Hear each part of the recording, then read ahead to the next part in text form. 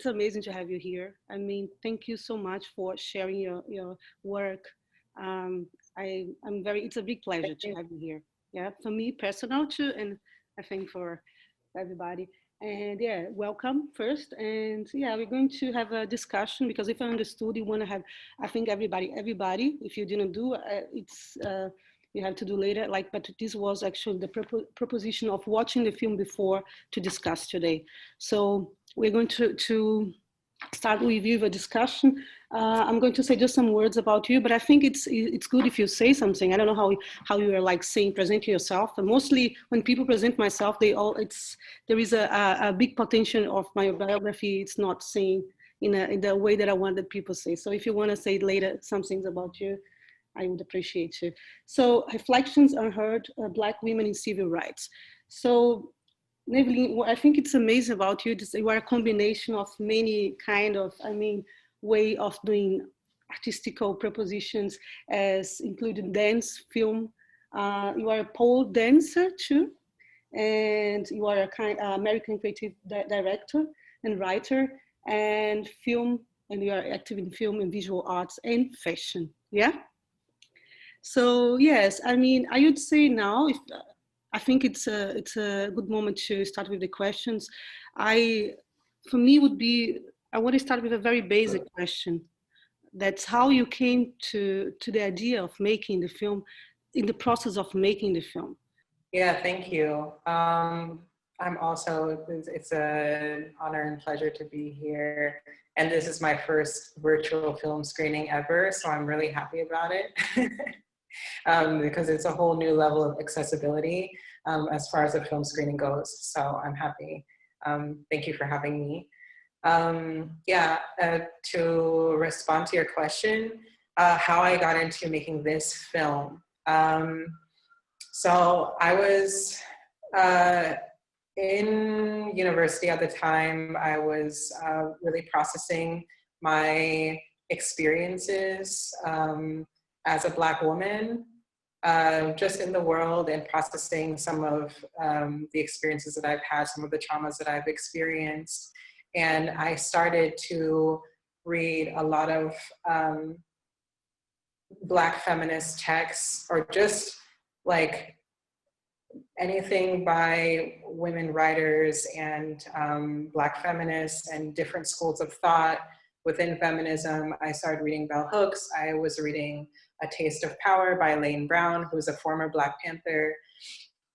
And so I was just in this mode, of self-discovery and understanding the world through this framework. And I think it was the fall of 2010. That's when I was also like searching for what I wanted to do. And Spike Lee came to my school and gave a talk, and he just said that, you should just follow your dreams of what you want to do, because everything that you do is going to be work anyway. And, there's no major that you'll choose or no path that you'll take that's going to automatically just be easier, or where you'll just automatically make a whole bunch of money just because you chose it. Everything has its challenges. So just do what you want. And it clicked with me because I had been making YouTube videos for some time about these different issues and about my experiences, that why not, I can actually just make, instead of majoring in a topic or a study, like international relations or something, I can just study film, because it will be more practical and I can tell my own stories and study whatever it is that I want through this medium, And after that realization, I started getting into the film program, or applying to the film program and stuff. And during the holiday break, I was watching a documentary with my friend, who we're actually still friends, who's a photographer. And she just came up with this crazy idea of like, hey, you can make a documentary too. And I was like, yeah, I think I can make a documentary. If I were to ever make a documentary about anything, what would it be about? And then it, and then I was like, I would make a documentary about something related to Black women's issues. And um, and then I was like, I'm gonna do it. And that's when I started actually working on it, even before I joined the film program. This is this break before I joined the film program, before I learned how anything from professional film production, before I touched a professional camera, everything, I started working on this film. And originally it was not about civil rights. It was about just Black women's experiences in the world. And there was going to be a segment that was focusing on the history. And after some time, then I made it into a historical film because I felt like the history of civil rights addressed all the issues that I wanted to cover anyway. So that's the long story about how I got into making this film, like the process for me. I will go on this path because the film is done as bringing a lot of found footages, documents of the time. And this is also one of the layer of a remarkable source because the way how you go with this material into the topic. But in many or some of the interviews that I was listening online with you, you made a point that it was very demanding to get these found footages because some of them were already bought or taken or appropriated in different archives, mostly by those who actually never care. And this is the regime of whiteness, male, and so on. So I would like if you can comment or explain to us this layer that for me, the way how you explain show you that you have a very militant political positions that formed yourself in the process of making this film, actually realizing the question of money, access to this material. Yeah, thank you for that. So basically just during the process, yeah, it was very challenging to collect the archival footage. And yeah, this whole film was very research intensive, from books to like archival materials of all different sorts, articles, photographs, videos, everything. I still have the research, like Excel spreadsheets, actually, I never threw them away.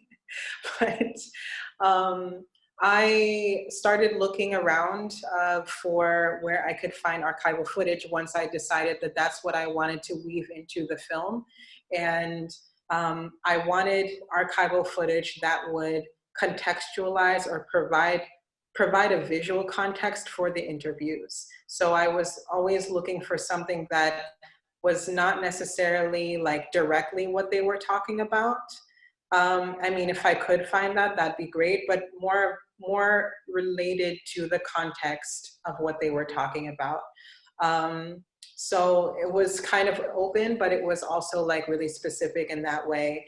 And I had to really, the first thing when you look for archival footage is you're going to find the main big name archival resources like Getty and other, you know, that's just what it's going to come up in your search because these are major archives. And also when you talk about like public TV stations like, you know, WGBH are in Boston, which is where I went to school for most of the time that I made the film before I moved to New York.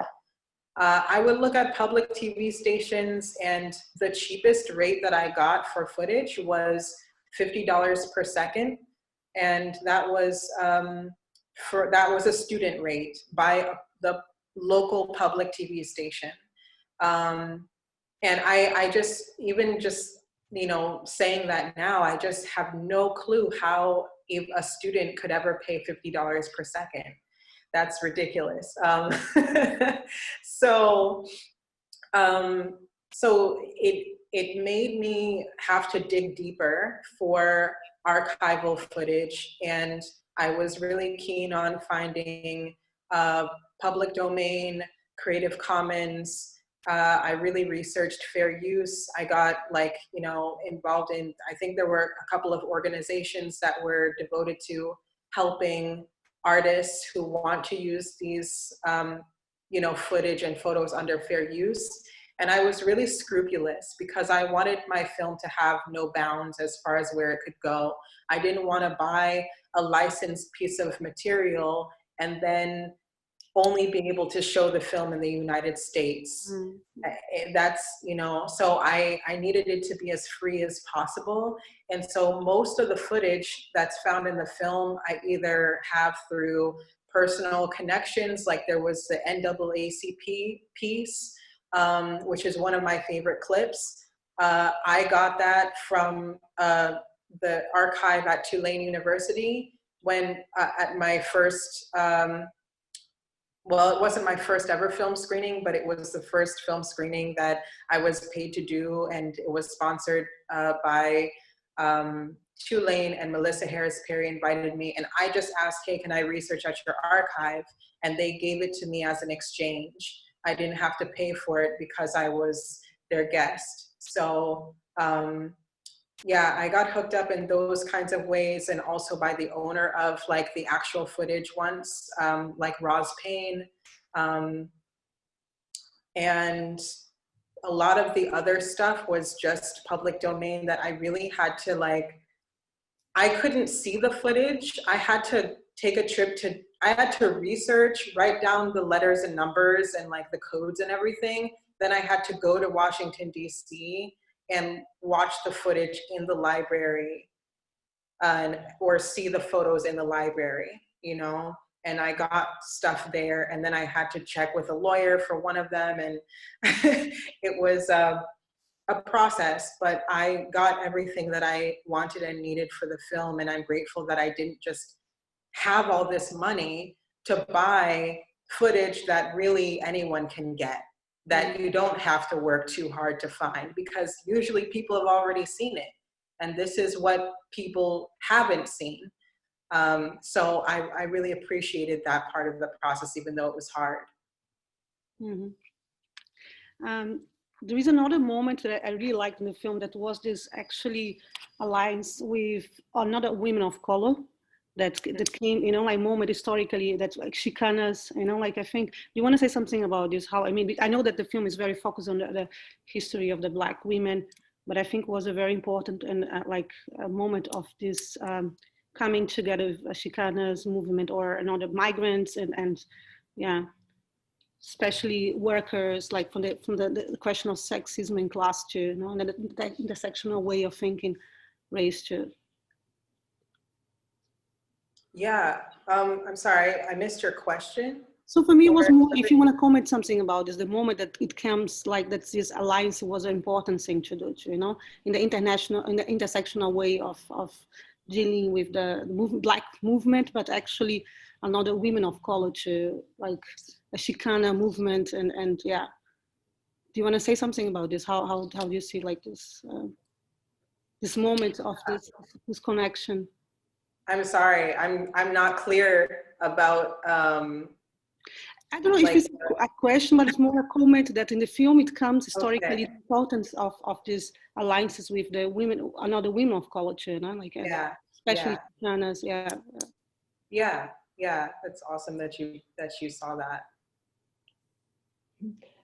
I also, maybe others want, this is not about me and Marisa, but anybody else is really invited to ask questions. But while thinking or preparing, I want to go back also to this, because you talk, at least until now, about these copyrights, private property in terms of who owns the material, how it's really about money. And then in the film, it's this important part. Actually, it's all about reproduction of labor and capital, the reproduction of Black women in terms of work, in terms of access to social help, the brutalizing and actually putting them out on the fringe of the society. And I found this materiality super important. So it's not only about representation, if I can say, but precisely about the system that you unearth: labor, relations of capital, structural violence, and this moment you cannot see so often in documentaries. Right. My question, how was this, of course it's intentional, but in which moment of making it started to be so powerful, and actually then you put this centrally, and it's remarkable. Right. Yeah, I actually caught on to this element of your question when you first asked it, and I think that there were so many different parts of collecting the archival footage that I dealt with copyright that I completely forgot to touch on this particular element. So I'm glad that you brought it up a second time. So what I realized in this whole process of finding the footage, which I, shared before, was just that this cycle of having, film, as we all know, and photography is predominantly white men, and especially back then, because it's so expensive, it's still an expensive art form to work with. It was not as accessible to marginalized filmmakers, Black folks, women, but just, Black people. I feel like it wasn't the people who captured the civil rights movement and all of these talk shows and all of these things, who was behind the lens. It was mostly white men, as it still is. And so once a photographer or a filmmaker, takes a photo, it's theirs. That is their copyright. Even if you're a model or something, that is their photo of you, which is wild, but that's how it works. So they own that footage. They own those photos, and they can license them out. They can profit off of them themselves. But if they choose to sell it to an archive, or if somehow the rights get transferred to an archive, usually also that archive is a white institution, a major library, or a major archive house that may be profit driven. And then it's somebody like me, I became very frustrated because I was like, this is my history. This is my community, and I don't have access to this because it's too expensive for the people in the community who really need to understand these stories and who need to see their reflections. And that's something that I started speaking out about once the film was released. I don't know how much I started talking about it before. Actually, maybe I did during the process, but I wouldn't say that I was so much militant about it. I would just say that I was calling it out because I had never seen anyone talk about this. I'd only seen films about the civil rights movement by white people. I'd seen some that were touching on, okay, there's a documentary about Shirley Chisholm, the first Black woman to run for president of the United States. That's by a Black female director. I met her. There's a few others, but most of the historical films are by white people. So, I mean, and a lot of folks, a lot of the civil rights films that we see that are on PBS and things like that, and the TV, they had a large budget anyway.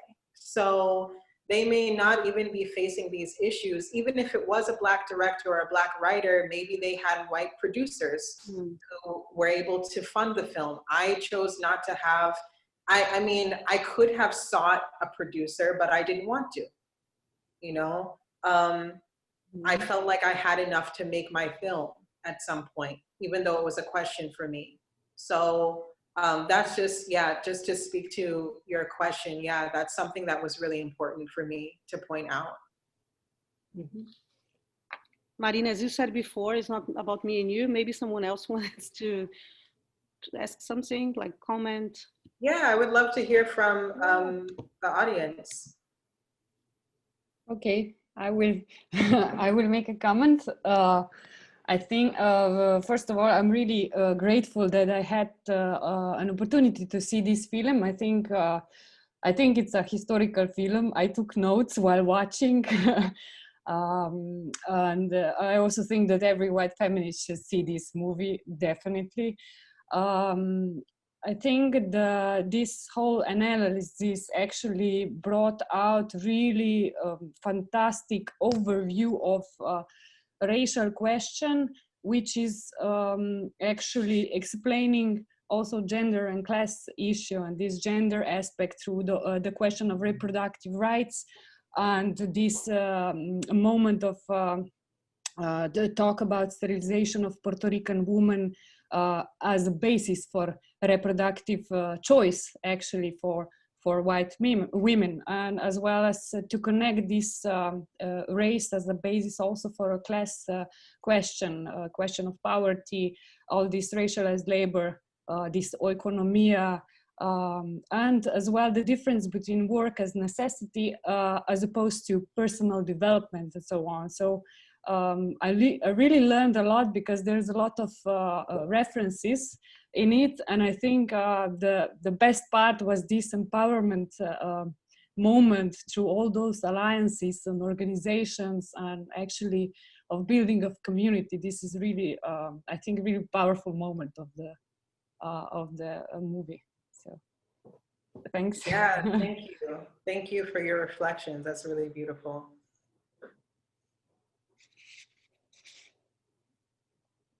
More reflections, questions? Yeah, I mean, maybe rather like of making of question, but how did you, because I think when you start with such a project, you never know how it's going to end. And like the material, if you find, is also really decisive, but how did you decide with whom to interview? Because I think the interviews were also really crucial. How did you reach out to those people? How did they react? How did you, I mean, what was the questions that you asked? And by the way, thank you very much for this opportunity. It was a really must-see film, I think, for our age as well. Yeah, thank you. Yeah, so I, just to be clear about your question, you're asking, just 1 second. I think I'm not able to see your camera. Yeah, no, my face and my microphone is both on different, I mean, okay. I'm Iklim, but when I talk, it looks from like archival photo. Yeah. Is it possible to be able to see whoever is speaking? Yeah. 1 second.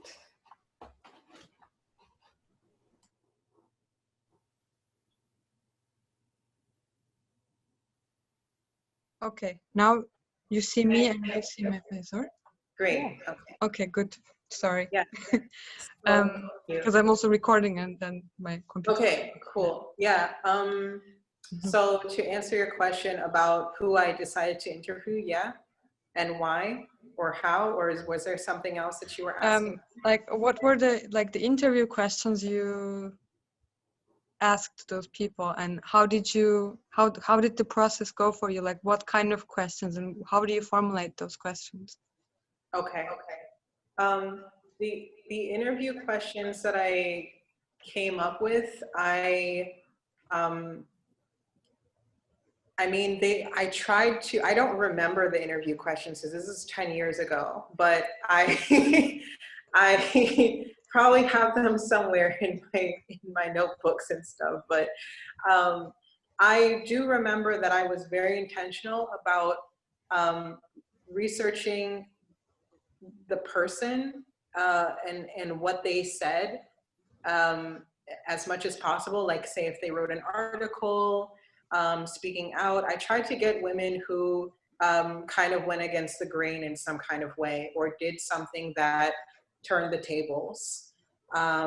That's why sometimes I have women who are part of different organizations or who transition to different organizations, because it came from a place of transformation of like, oh, this is not really working for me. Let me join a different or start a different kind of movement. And so I would always make sure to ask them about their experiences with that are specific to them. And then there were more general questions about their story. And really the whole interview was designed to have very open-ended questions. I didn't want anything too pointed or specific, because it was a space for them to share their life story. And so I just wanted to pose something and give them inspiration to speak and share. That was it. That was the space that I created for everybody. And you had another question about like, did that answer the question? How you started and how did it end? Were you kind of already had the idea that this is going to be such a film, or were you in the beginning actually into another direction? Oh yeah, I was mentioning before when I was sharing my story of how I got into making the film, that it didn't start off as a film about the civil rights movement. The history was a component of, you know, a larger narrative, and then I decided to focus on the history as a way of telling the larger narrative of Black women's experiences in the United States in this way. Yeah, I felt like it told like an important segment, not necessarily everything, but a lot. Yeah. Thank you. I want to ask a question. Mm-hmm.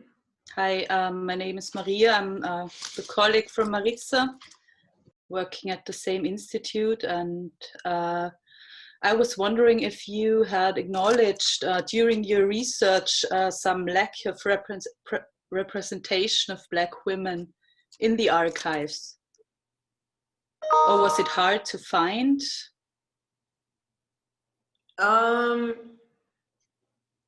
Well, it depended on the archive, because I was very specific with my searches. And yeah, like most archives have limited material that focuses on the Black experience. But I focused on archives like Black archives.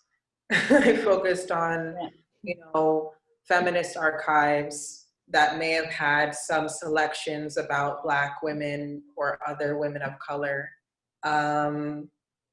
I also worked a lot with like Black libraries. You know, I would research at the Schoenberg. Sometimes I would find also, it's not necessarily that I would just find stuff from researching Black this or Black, it's also like I had to be nuanced with how I researched. So sometimes I could find something if like I read about a historical event, or I read an article about like a smaller, like, you know, I didn't know about the National Black Feminist Organization until 6 months into research, like library research with books. I did not know that there was a Black feminist movement, period, ever. and or any women of color organizations at all. And so that is like a huge thing. Like, you know, I had names of organizations now that I could clearly look up if they have any photos, if any archive or any library has photos of that, that's a real thing. That was an established organization that they put out ads in the newspaper. You know, so you see there's a photo of like a newspaper ad that's a public archive, you know, so it's, you know, I just had to be creative with how I researched in general. Yeah, I guess so. I think this is something we really haven't. In Vienna, I don't know such an archive. So that was the purpose of my question, because it would be really difficult to get to this information, like this specific, that it's tagged like this, you know, that, because yeah, I thought maybe you have a huge amount of material to collect. So yeah, I wasn't aware of that. So about this specific archives or necessary archives, yeah. Yeah, and sometimes again, like I had to be creative with how I used footage, because again, the footage that I used was made to contextualize the interviews. It wasn't made to always provide direct insight. So for example, I never had footage of the National Black Feminist Organization.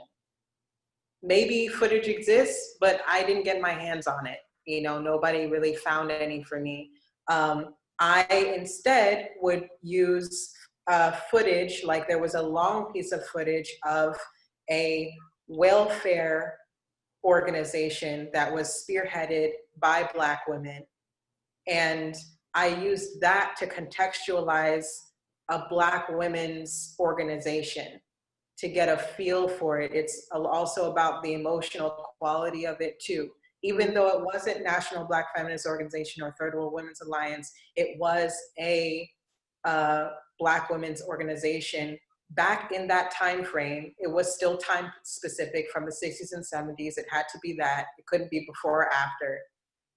And it still was relevant, you know, and gave people a feeling. Yeah. Thank you. I want to ask you this because the time is passing and I really want to ask you this. So when I watched the film several times, because already in Zagreb it was presented in Croatia at the festival, from that moment on struck me and stay with me this answer, the footage where Nikki Giovanni she's saying, Nikki is saying, first I am Black and then I am a woman, because it was the question of questions actually of gender, and definitely she emphasized the moment of race. And also this whole film is a very importantly for me constructing and developing different lines of understanding race. And when I watched that, immediately when you made it, that I had a chance, and today, these times that passed in between, the Black Lives Matters, I found the question of race and the question how this is coming out, besides the other question, really striking, and that the film actually is getting by years bigger and bigger relevance. This will be how I see, especially what was going on in the last years. It was going always, but when the Black Lives Matter came out on the street, this question was just put on our eyes once again, saying, read, it's a not post-racial or post-race society. It's actually something else that we have to look historically. So my question will be this question of race in relations to class and gender. How, what is your stance in terms in the film and also as a point of departure, like toward the film, you as an author, part of your concept? Um, I'm not sure if I completely understand your question. Simply, Nikki Giovanni is saying, Nikki Giovanni is saying in the footage that you have, first I'm black, then I'm woman. Yes. And this moment is for understanding key, at least for a viewer, for me, not only for me, in way how to think race as a central line of reorganization also of all the questions that you pose, historical materials, alliances, and so on. My question is simple. The moment that you put this inside your film, how you reflect today after Black Lives Matter also, and all what happened after you made the film? How do I reflect on this film after Black Lives Matter? Yeah. I mean, I think that, yeah, I agree that the film is it's always been relevant. And I think that it'll continue to be relevant and timeless because the work is going to continue for the rest of my life, for the rest of our lives. And, healing from something like racism takes time. Like, I think healing takes time in general. And that's what we're doing as a collective, like all of us in different ways. And so, yeah, I definitely feel like the film holds a lot of relevance. And I feel like we've seen a resurgence of civil rights, and in so many ways, it just looks a little different because now we have technology, So yeah, I mean, I appreciate, being able to reflect and continue to come back to the film's relevance now, because, we need to understand how history can also repeat itself.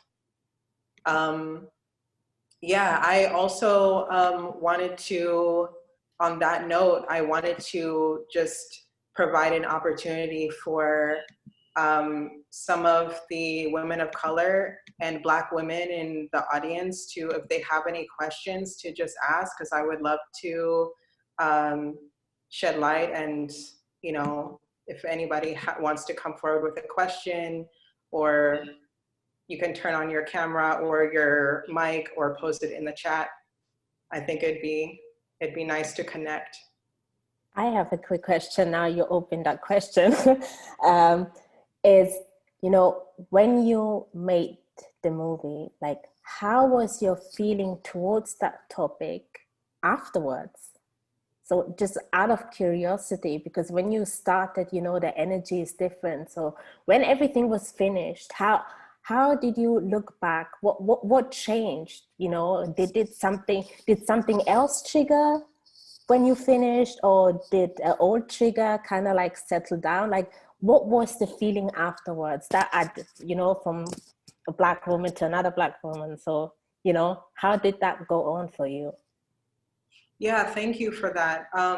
I feel like I definitely grew a lot just as a person through making the film, and also just outside of making the film, because making something like this is definitely an opportunity for growth. So it's a process, but also I was quite young. These were my formative years.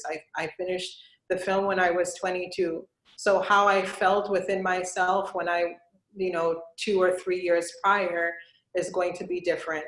And for me, I felt like I don't know. Working. Hi. Hi. Nice to meet you. Yeah, I feel like after the film, and maybe not right after, but maybe within the years, a couple of years afterwards, as I eased out of the project, I became more grounded within myself and less, ready to fight, Yeah. less angry, because I saw how it was not benefiting me. as a person, and how it was not healthy for me. And I'm like, well, hold up, like, I need to focus on myself, you know, because if we're talking about liberating Black women and helping the universe as a result of that, then, you know, I need to really make sure that I'm okay. And for me, that meant stepping away from a lot of the anger and the you know, I guess there's like a level of policing within activist communities, that pointing fingers and the emotional exhaustion that can come with that. I had to step away from a lot of that, and I became more well-rounded with my thought process and a little bit more nuanced, and it changed how I felt when I like walk into a room being the only Black person, for example. I wasn't reeling in my head about how people hated me. Yeah, yeah. I had because to I also found it funny that you used the word anger, because, you know, stereotypical, you know, the Black angry woman, you know, and I find it very interesting also when I speak to other colleagues and sisters about this topic. It always is kind of like anger is always a big trigger for us to get things done.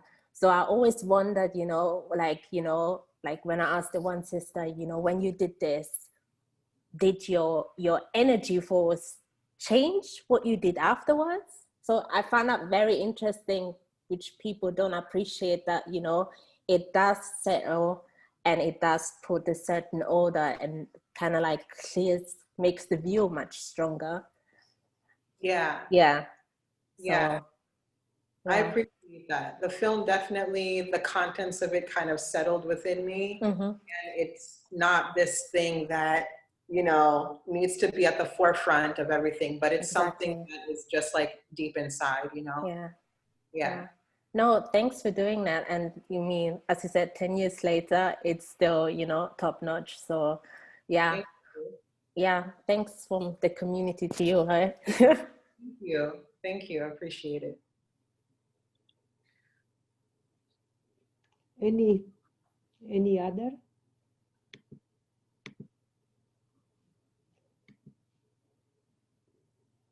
Okay. Maybe can I? Yeah, of course. I maybe want to also hear about more, how do you produce this film a little bit, maybe. And because you said that, you know, the archive materials is kind of how you kind of contextualize the interview, what you did. And I really found that first, thank you, the amazing movie. And then I was really amazed by how strong this material can be in you know. But like at the same time, I'm also kind of wondering how you kind of make scenario of this film, because I think you did the interview and I think kind of collecting material at the same time. But at the same time, it's of course, you know, you have to edit everything. So like how you kind of, you know, make the story, or how to make this, you know, contextualize this, you know, scenario interview. Yes. Yeah, good question. That was like, putting it together was, you know, its own process. And I still have my notes. Like I said, I saved everything. I can't necessarily remember like everything step by step unless I look at it, but I just remember that I would have all my interviews, and I got all of the interviews done before I got all the footage. By the time I finished all the interviews, I had a lot of footage, but I didn't have everything. So I would watch the interview, I would choose the parts that stood out to me in the interview, and then I would say, I would like to find, this is the kind of footage that I think would match with this interview or this segment of the interview. And I started writing those things down, and that's how I looked for footage. Based on, I was clear already about, this is how I want the footage to kind of, what I want it to convey. Yeah. So yeah, I would say that pretty much sums up the basics of the process. So like you basically kind of made a scenario out of these interviews? And yeah, you know, again, I had to get really creative, and I had to look through a lot of footage because, you know, it wasn't like I was necessarily finding anything directly related. So I just had to look through a lot of footage and find something that evoked or felt like what I wanted to match the interview. And it wasn't like for the TV show, you know, like for example, the TV shows, I didn't say to myself, I need a television segment for this, a talk show.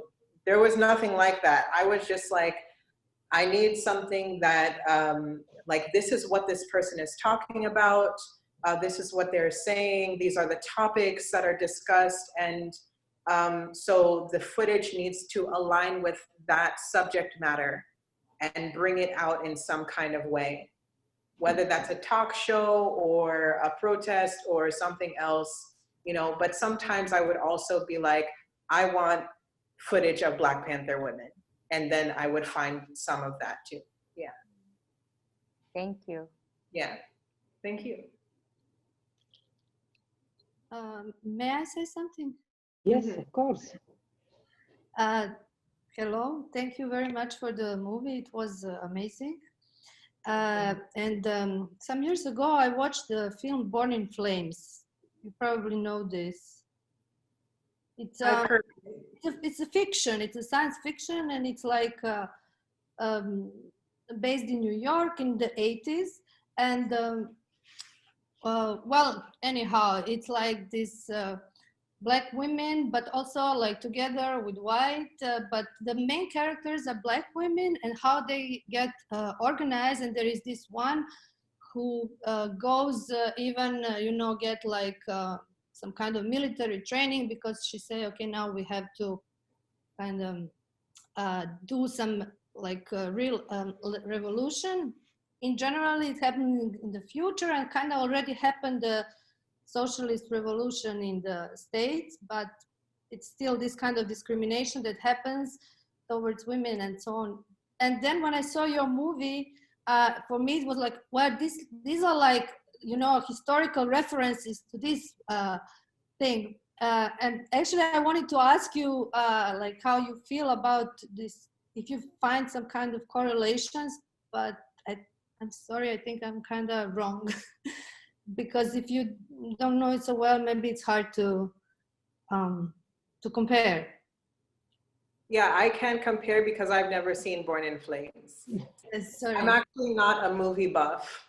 I'm really selective about the films that I watch, mostly because I really like to watch films that are more independent and like that they're created by women or, you know, people from marginalized communities, Black people, LGBT, stuff like that. And it's, they're fewer and far further between, but those are the films that I tend to be most drawn to.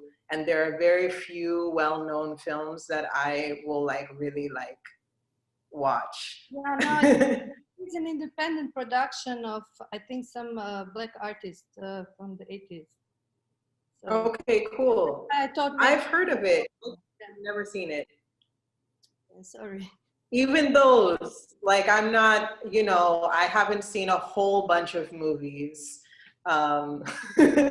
So yeah, I wouldn't be able to compare. Okay, the last chance. No, I want to say something. I mean, that's not a question, but I mean, I really liked what you said about the healing process, you know, healing from this history of violence and oppression, how it's important to create, to reimagine this kind of narratives, that actually this is a path of bringing away healing, powerful process that's important for the community too. And I think it's very good what you said when you said, yeah, I mean, if I understood, it's not actually trying to be the relevance, it's a temporal. It's not about like thinking about how important we know that the film is important, but actually it's not looking for solutions, but but how it's a way of reimagining these narratives that actually are here anyway, are so what time is not linear, in the historicity of oppression and racism. And I thank you so much for bringing the terminology of healing, because this project is talking a lot about what kind of words are we using, and when we come to healing, yeah, that cannot be understood. It doesn't have to be understood for white Western people, but this is not, but in a way, it's a very powerful process of reconnecting, like, and bringing, this is a way how we reflect ourselves in some kind of films like this. Thank you so much for giving this gift to us. Thank you. I'm big on healing in my own life, so of course that's what I bring to discussions around this film. And thank you for pointing that out as well. I appreciate it.